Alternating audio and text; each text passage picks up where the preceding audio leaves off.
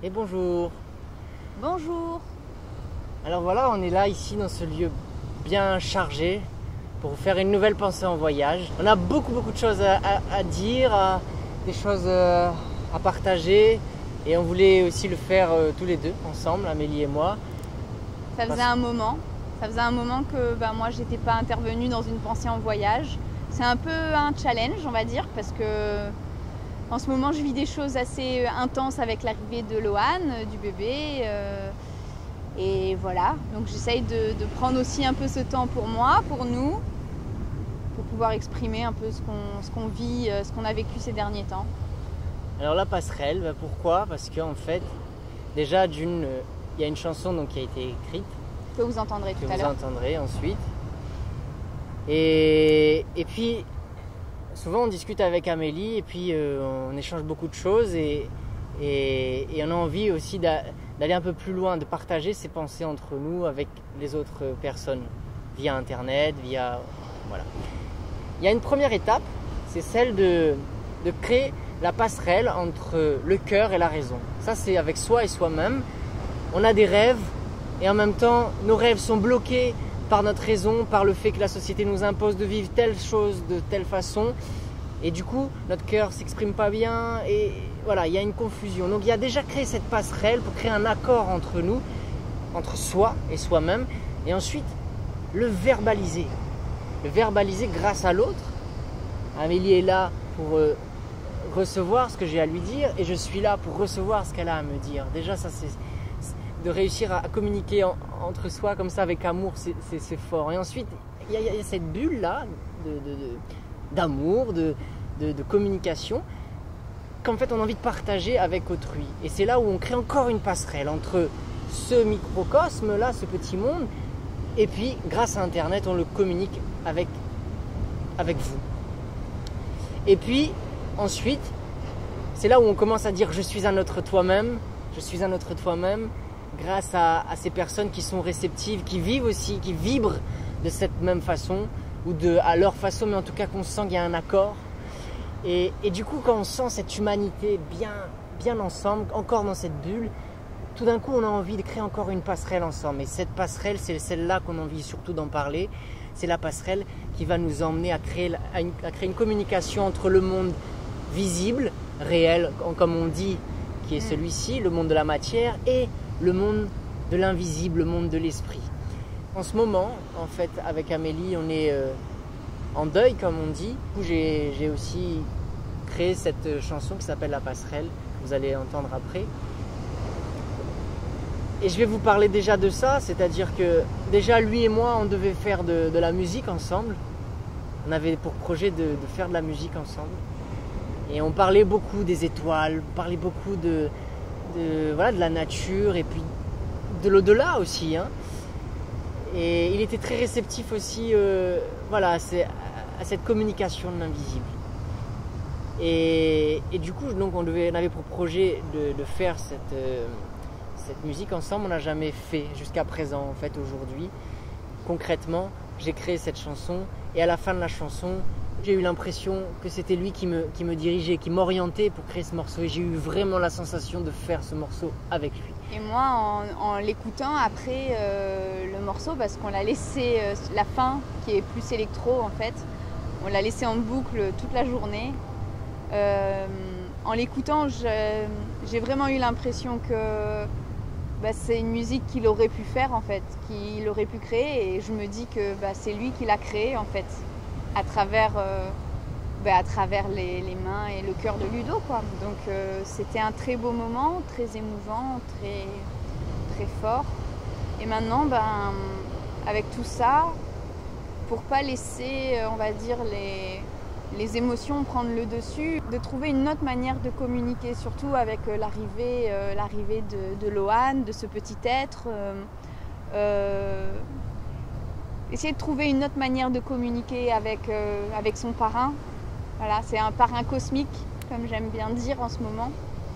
Et il le manifeste déjà, on arrive déjà à communiquer avec lui. Bien sûr, il faut ouvrir son cœur pour pouvoir communiquer avec le monde de l'invisible. Hein. C'est pas flagrant, c'est dans des détails. C'est dans des détails. c'est dans des symboles. Et c'est très beau. Bah oui, quand on laisse ce cœur ouvert à ces détails et qu'on y croit, et bien tout d'un coup on a accès à ce monde de l'invisible. Il est là, il est juste là, autour de nous, je sais pas comment dire, à côté de nous, il est là. C'est juste que il faut qu'on se mette sur le même diapason. Justement, en parlant de diapason, on a été décentré en fait. Il existe non pas des diapasons, mais des diapoisons accordés sur une fréquence de 440 Hz. Le La, 440 Hz, est un diapoison. Toute notre société, tous les sons dans la société, du téléphone jusqu'à les jeux d'enfants, jusqu'au, je sais pas, bref, toutes les machines et tout ça. Jusqu'aux jeux d'enfants. Jusqu'aux jeux d'enfants. Tout ça, c'est du 440 Hz. Et depuis 1953, on n'utilise que cette fréquence. Les radios diffusent que des musiques en 440. Et avant ça, les musiciens, ils s'en fichaient un petit peu de savoir si c'était en 432, 440. Bref, ils s'accordaient à l'oreille. Et ce qu'on s'aperçoit aujourd'hui, c'est que ces musiciens du genre Bob Marley, Jimi Hendrix, eh ben, ils s'accordaient, ils étaient proches de la fréquence 432 Hz, ce qui en fait est une fréquence, la fréquence naturelle de la planète Terre. Ce qu'on entend, l'océan, les arbres. Pourquoi on est bien dans la nature? Parce qu'en fait, on est en accord avec cette fréquence. Et du coup, depuis 1953, il y a quelque chose qui fait que, voilà, on a imposé la norme de s'accorder en 440. Alors moi, bien sûr, en découvrant la musique depuis que je fais de la musique, eh ben, tout gentiment, je m'accorde en 440. Très bien, ok. Et me voici petit à petit à cette recherche justement de communication avec l'invisible depuis que je fais de la musique, pour arriver enfin à cet album qui s'appelle Âme de la Terre. J'avais fini d'enregistrer l'album. Je suis arrivé il y a à 2 semaines, à peu près 1 semaine et demie, où j'ai dit ça y est, j'ai terminé. Le lendemain, j'ai eu donc une sorte de révélation via internet, via des gens qui en parlaient, comme quoi en fait voilà, cette fréquence de 432 était la fréquence de la nature. Comment faire un album qui s'appelle Âme de la Terre avec une fréquence, avec des guitares et tout ça accordé en 440? C'est pas possible.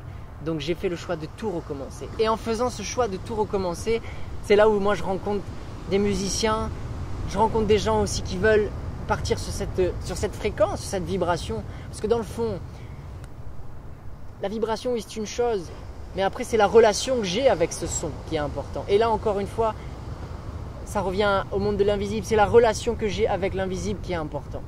Voilà, finalement on a été en quelque sorte décentré par les vibrations, par notre façon d'agir dans la vie de tous les jours. Et du coup on perd cette relation à l'invisible. On le classe en tant que secte ou en tant que religion ou en tant que je ne sais quoi, que folie, alors que ça devrait faire partie de notre quotidien.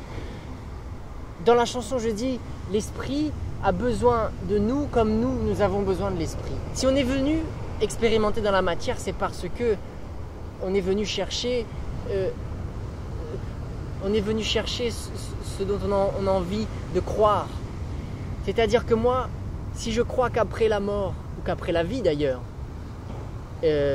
si je crois au Papa Noël, je vais rencontrer le Papa Noël. Si je crois au monsieur avec la barbe blanche, je vais rencontrer le monsieur à la barbe blanche. Si je crois aux bisounours, je vais rencontrer les bisounours. Et si je crois, à nous de formuler nos croyances, de le dire à l'autre comme on disait au début, et de le partager au reste du monde, c'est important. Donc à nous de se forger une forte croyance pour ensuite la divulguer et la faire exister. Parce qu'une fois dans le monde de l'esprit, on n'aura plus la matière pour concrétiser nos croyances, nos pensées. À moins qu'il y ait une passerelle entre justement ce monde invisible et ce monde visible qui permet au monde invisible de révéler des choses dans la matière et inversement en fait. Et sans le vouloir, en fait, on est toujours en communication avec l'esprit. Sans le vouloir. Mais le conscientiser, ça nous fait avancer énormément. Pour revenir un petit peu à la chanson, aux musiques que je composais, j'ai eu cette intuition au tout début à Corvaux, dans l'île aux Açores, j'ai eu un rêve en fait. Et ce rêve, c'était que je cultivais la terre. Je prenais la terre brute, la matière terre, je la mouillais, je la laissais sécher au soleil, je choisissais bien la terre en question, je la triais, et puis ensuite à la fin, je venais la glisser dans un support CD, comme on appelle. Vraiment, le support CD. Et en ressortant de ça, j'avais pas le... Je dis, oh tiens, ce rêve, il est bizarre, j'arrive pas trop... il est bien, hein, il est space et tout, mais j'arrive pas trop à saisir le sens. Aujourd'hui, grâce à cette sorte de révélation que j'ai eue par rapport au 432, ça a pour moi tout un sens. J'ai fait tous mes albums pour arriver à ça, je suis sûr, pour arriver à cette réponse-là. Et... Waouh. On voyage dans le temps. On a voyagé. Vous ne le savez pas, mais on est quelques jours plus tard. Oui, en fait, on a voyagé dans le temps. Tout ça, pourquoi ? Parce que Lohan avait besoin de sa maman. C'est moi sa maman. Et oui. Et donc, on va faire des choses qui sont importantes dans ces moments-là. Voilà. Et donc, je profite un petit peu pour parler un petit peu du fait d'être une jeune maman d'un bébé de 4 mois. Ça prend beaucoup de temps, ça prend beaucoup d'énergie. C'est des découvertes de jour en jour, c'est magnifique. Mais il faut aussi ne pas s'oublier en tant que maman, ne pas se confondre avec le bébé. Et du coup, c'est un gros travail sur soi, à chaque fois que j'ai un petit moment, d'essayer de prendre ce temps pour moi et pour faire les choses qui me semblent essentielles et pour pouvoir continuer d'avancer. Alors tout ça pour dire aussi, pour relier un peu à ce qu'on disait la dernière fois, depuis pas mal de temps, j'ai laissé un peu de côté mes rêves. Les rêves dans le sommeil, hein. Je ne parle pas de mes rêves, mes désirs de vie, tout ça, mais de mes rêves dans le sommeil. Parce que pendant un temps, j'expérimentais, on va dire. Et ça, c'est un peu aussi en lien avec mon frère. On parlait beaucoup de ça. Ensemble, des rêves. Lui, il faisait ce qu'il voulait dans ses rêves. Et il était très conscient, en fait. Il pouvait voler, il pouvait faire ce qu'il voulait. Je sais pas, je vais pas rentrer dans les détails non plus. Il était très conscient. Et du coup, moi, c'est un peu la chose qui me relie à lui. Donc une autre manière en fait de parler de l'invisible et de la communication avec l'invisible, c'est les rêves. Et moi j'ai envie d'expérimenter ça. Bon, en ce moment c'est pas évident parce que justement quand on est réveillé la nuit par Lohan, ça se dissipe et du coup je peux pas me concentrer à ça. Ça reviendra petit à petit. Puis je suis un peu moins assidue, c'est sûr, parce que c'est un travail quand même. C'est de pouvoir, avant en fait ce qui se passait, c'est que souvent avant de m'endormir je me disais allez, le prochain rêve tu vas te rendre compte que tu rêves. Donc ça c'était une première étape, c'était de se dire dans le rêve à un moment donné, de prendre conscience que je suis en train de rêver. Et ça marche, et puis petit à petit de décider justement, moi par exemple, de me dire allez dans mon prochain rêve, qu'est-ce que je vais faire, je vais voler, je vais aller faire un tour dans le cosmos quoi. Voilà, ça reste dans le domaine du rêve conscient. Après, il y a d'autres... moi, en tout cas, il m'est arrivé parfois de passer par le rêve pour pouvoir faire comme on dit, en fait, des voyages hors du corps, en fait. Et c'est le fait, justement, souvent, ça m'est arrivé 3-4 fois, on va dire, pas plus. Mais j'ai pas été assez assidue, justement, pour pouvoir le continuer. Mais j'aimerais l'expérimenter de plus en plus. Dans un de mes rêves, par exemple, je me disais, dans mon rêve, la prochaine fois, ce que je vais faire, c'est je vais voler. Et donc, me voici, je suis consciente, je sais que je rêve, je suis en train de rêver. Je me vois, par exemple, dans un miroir et je me dis, Amélie, tu es en train de rêver, tu peux faire ce que tu veux maintenant. Donc, trop bien, super, je peux faire ce que je veux. Allez, je vais voler. Donc, me voici en train de m'incliner dans une position quasiment... à l'oblique comme ça et de me dire allez tu sais faire, c'est obligé quoi. Et donc je me mets à voler, à décoller et puis je sors d'un immeuble comme ça et puis je me fais aspirer en fait par l'air, par l'univers et donc je monte et plus je monte en fait et plus je rejoins le cosmos et les étoiles. Et à ce moment-là, une enveloppe au-delà de moi, pas mon moi physique, un autre moi peut expérimenter et aller ailleurs en fait. Et au début, je ne me rendais pas trop compte que c'était ça, et c'était à l'arrivée, au retour dans le corps physique, que je me disais waouh, je suis partie loin en fait. Mais je suis partie pas juste mentalement en fait. Je suis partie avec mon âme, mon corps physique est resté là, mais j'ai voyagé. Et du coup, c'est un petit peu frustrant parce que j'ai pas assez expérimenté. J'ai expérimenté un peu, j'ai essayé de travailler un petit peu dessus, et des fois, il m'arrivait aussi d'être allongée. Souvent, ça se passait à l'aube, au petit matin, où je me rendais compte que j'étais réveillée, mais mon corps physique dormait encore. Et du coup, j'essayais de me lever. Parce que je savais que je pouvais faire comme ça, quoi. Pas me dédoubler, je sais pas comment dire, c'est difficile à dire en fait. Mais c'est justement ton corps invisible se détache de ton corps visible. Voilà. Il y a une distinction, tu es en train d'expérimenter justement cette passerelle. C'est ça que tu es en train de nous expliquer en fait. Oui, voilà. Donc je vais pas rentrer dans les détails. Bah si, c'est très bien. Ouais, et du coup, je continue d'être un peu au-delà de mon corps visible et de vouloir, ça c'est un peu couillon, hein, mais de vouloir se regarder. Donc j'étais là, un peu au-dessus de moi-même, et je me retourne pour regarder mon visage, et c'est à ce moment-là où je reviens à l'intérieur de moi en fait. Parce que ce qui est important, c'est d'aller vers, c'est pas de regarder derrière soi finalement. On sent bien que la passerelle, chacun l'expérimente à sa façon, et ça c'est intéressant. Avec Lohan aussi, il nous apprend à voir l'essentiel en fait, à regarder les détails du moment présent. Ça c'est un merveilleux cadeau qu'il nous donne, et puis d'ailleurs il vient lui-même il vient de l'invisible, donc il nous apprend énormément pour construire cette fameuse passerelle.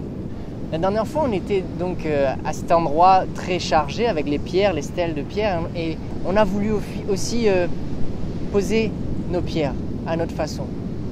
Et puis on l'a fait de façon instinctive, sans réfléchir, pas de mental. C'est l'instinct qui agit. Et Amélie a fait ses stèles, puis moi j'ai fait la mienne. Et puis à la fin de ça, on allait voir nos différentes pierres. Du coup, on a analysé après coup. Et c'est dans cette analyse mentale, donc le mental est nécessaire, mais après, qu'en fait on se rend compte que comment l'invisible nous parle. Moi par exemple, j'ai fait deux monticules de pierre qui se rejoignaient comme ça, comme une voûte.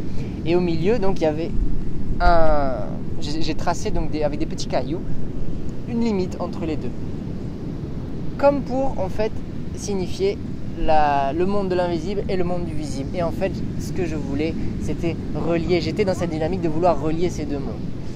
Et tout ça, je l'ai pas pensé. Je l'ai analysé que après coup. Et Amélie. Moi, mes pierres, donc elles avaient une même base. Et pareil, je les ai posées petit à petit. Donc il y avait une pierre un peu plus large. Je l'ai fait juste un côté au début. Il y en a une à la verticale et une posée dessus, je crois. Et je voulais quelque chose de très simple.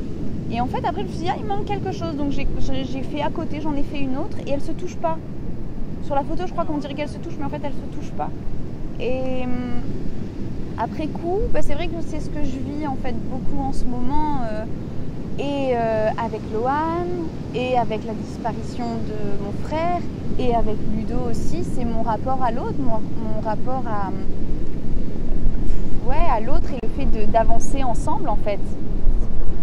En plus, ça laisse ouvert sur une possibilité de rencontre, mais elle est pas bien marquée la rencontre, ça laisse ouvert en fait. C'est-à-dire que c'est vrai que on est comme une équipe en fait. Si vous voyez dans votre entourage, je suis sûr que vous allez avoir des personnes phares dans votre vie, vachement importantes. Et ça, c'est votre équipe d'âme. Et c'est avec cette équipe qu'il faut se rapprocher. Pas forcément la famille. La famille, c'est un premier coco, mais il faut aller au-delà de ça et voir sa famille d'âme, en fait. Et là, moi, je suis en train de m'apercevoir de ça, de par aussi le départ de Jonathan et aussi du frère d'Amélie. Et je me rends compte qu'en fait on fait une équipe même au-delà de cette vie visible en fait. voulais dire aussi cette chose, c'est que j'ai l'impression que l'on vit comme avec un voile sur son âme, sur son être. Et c'est ça qui nous empêche de communiquer avec le monde de l'invisible. Et pourtant, on a toutes les solutions pour communiquer avec l'invisible. Il suffit juste de retrouver quelles sont les clés, si on peut dire, en nous. Il y a des points énergétiques dans le corps. Le premier point énergétique, il s'appelle racine. Il est situé au niveau du périnée, entre l'anus et les testicules, pour les hommes. Et du coup, ce point énergétique, donc par sa métaphore racine, donc nous rattache à la terre. Elle nous dit restez connectés à la terre. Quel est notre point connecté à la terre? Ce sont nos pieds. Marcher pieds nus, ça soigne l'âme et on se sent revivre. Lohan, quand il pleure, quand il se met à pleurer et on ne sait plus quoi faire, hop, on va dans le jardin, les pieds dans la terre et il se calme tout de suite. Ça c'est vrai quoi. Voilà, boum, c'est systématique, boum. Ensuite il y a un deuxième point qui est au-dessus du pubis. Ça s'appelle la demeure de soi. C'est très beau aussi au niveau métaphorique. La demeure de soi, c'est quoi aussi? C'est lié aussi à notre créativité, que ce soit au niveau des organes sexuels, mais aussi au niveau, pourquoi pas, artistique. Et ça veut dire que il ne faut pas se mélanger. Il ne faut pas se mélanger avec n'importe qui. Il faut retrouver sa vraie maison, demeure de soi, sa vraie maison avec ses habitants qu'on a envie de voir. Donc choisir ses fréquentations, parce qu'en fait, pas parce que les autres sont nuls ou méchants, parce que tout simplement vous devez retrouver votre famille d'âme. Ça c'est important, parce que c'est votre équipe qui va faire en sorte que vous allez construire des choses et avancer et trouver vraiment être bien dans sa maison. Et puis finalement se trouver soi, parce que l'autre me révèle moi, et pas n'importe qui, il faut que je le choisisse. Ensuite il y a un autre point qui s'appelle, donc qui est au niveau du plexus solaire, là ici, et un peu au-dessous, c'est là en fait. C'est la cité des joyaux. Et donc ça c'est très solaire en fait. Et donc tout ça c'est aussi le transit intestinal, c'est manger bien. Tout ce qu'on ingère à l'intérieur de nous construit nos cellules. Et donc pas manger n'importe quoi, pas avoir un rapport avec ces aliments de façon sacrée. Par exemple, moi, à chaque fois que je mange, peut-être pas à chaque fois, mais je devrais à chaque fois, je chante sur mes aliments, j'ai un rapport avec l'aliment que je vais ingérer. Et n'en parlons pas si on peut justement planter soi-même ces aliments, ça c'est super. Donc ici, c'est la porte de l'âme qui se situe juste au niveau des tétons. Et la porte de l'âme, c'est quoi? C'est lié aux émotions, c'est lié à l'air qu'on respire. Donc choisir l'air qu'on respire. Aussi l'air c'est un peu quelque sorte, c'est comme aussi léger que l'âme, aussi c'est comme l'esprit, on dit l'esprit c'est aussi l'air. Et ça il y a à entretenir l'esprit d'un lieu. C'est aussi ne pas se mélanger à n'importe qui. L'embrassade c'est au niveau de la porte de l'âme, et on laisse pas tout le monde rentrer chez soi non plus. Donc il y a à connecter ce point avec les gens qu'on a choisis. Et surtout, respirer le bon air, comme je disais. Et ça, c'est les émotions. On disait ça aussi la dernière fois. C'était que, par exemple, ne pas s'arrêter aux émotions. Laisser vivre l'émotion qu'on a, mais ne pas s'arrêter à cette émotion. Par exemple, on est en plein deuil, comme je disais avant. Et donc, c'est une émotion très forte où on pleure beaucoup. Mais on construit, on pose des actes comme avec les pierres, on avance, on crée des relations et on ne s'arrête pas à cette émotion, parce qu'en fait elle peut nous emmener dans une dépression et où on ferme nos portes et on se referme sur soi. Au contraire, il faut le partager et il faut avancer. Voilà ce que me dit en tout cas ce point. Ensuite on vient ici, donc ça c'est le son tout simplement, c'est ici, vous touchez, c'est en bas de la gorge, c'est le point là, le petit creux là en bas de la gorge.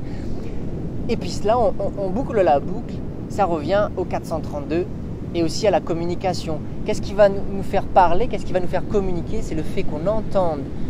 On va recevoir un son pour ensuite le ressortir. On va recevoir une information pour ensuite la redire. On va recevoir plein de choses pour les redire. Et tout ça, c'est une sorte de transit. Et ce transit, s'il est brouillé par une fréquence de diapason, qui est le 440, eh bien, on est perdu, on est décentré et on ne sait plus comment faire les choses. Ça, c'est moi qui le vis comme ça. Donc, ne pas se polluer au niveau d'un savoir aussi quelconque. Mais là, on vient à ce point-là, en fait, au niveau du savoir. C'est le troisième œil. Le troisième œil se situe, en fait, à l'intérieur, au niveau de la glande pinéale. C'est pas ici, hein, comme on a l'habitude de voir, mais il est au fond. On ne peut pas le toucher. Et le troisième œil, en fait, c'est quoi? C'est aussi lié à la vision et au savoir, justement. De ne pas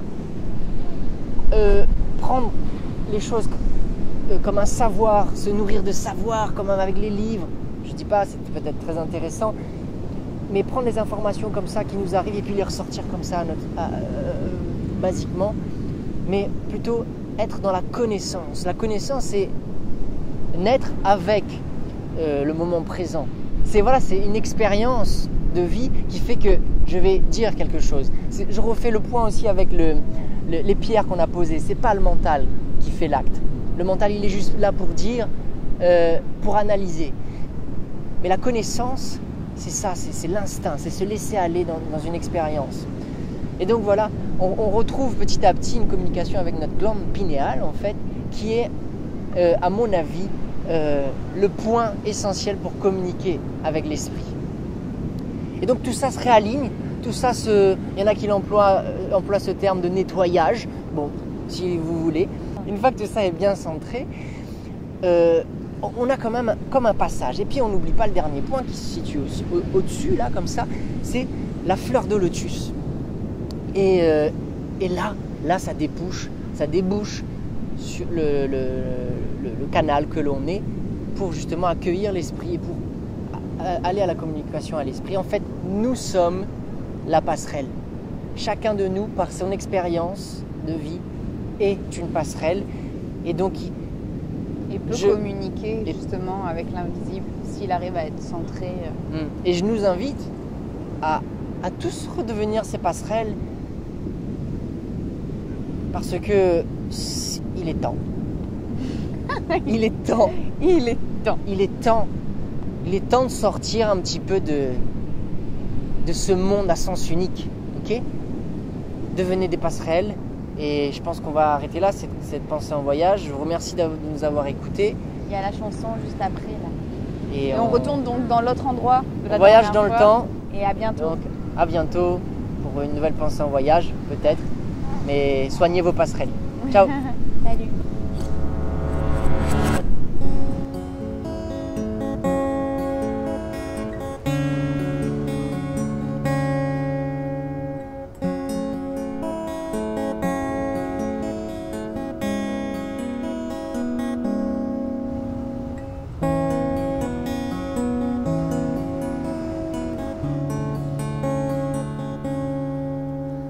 Une âme vit, une âme se meurt sous terre. Et l'on dit que c'est la vie, mais moi je crois qu'il y a erreur. La vie est trop bien faite et belle pour que l'âme ne soit pas éternelle. Quand une âme s'éveille, elle rayonne. Elle est semblable au soleil. Dis, quand il se couche, lui, il meurt. Oh, ces croyances enfouies, elles nous empêchent de sentir la vie. Regarde autour de toi. Ne vois-tu pas la danse des feuilles sous le vent? Regarde au fond de toi l'émerveillement qui cueille l'âme d'enfant sous le vent, les secrets de l'invisible et nous rend forcément invincibles face aux grands questionnements qui nous ciblent. Nous n'avons plus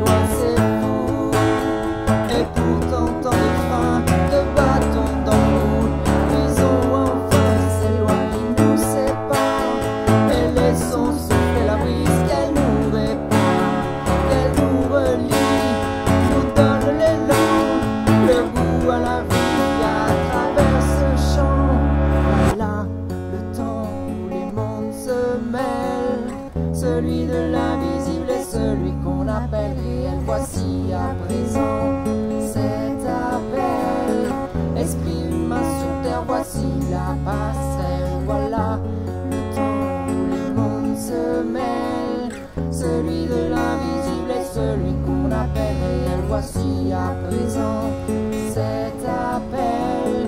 Esprit humain sur terre, voici la passerelle.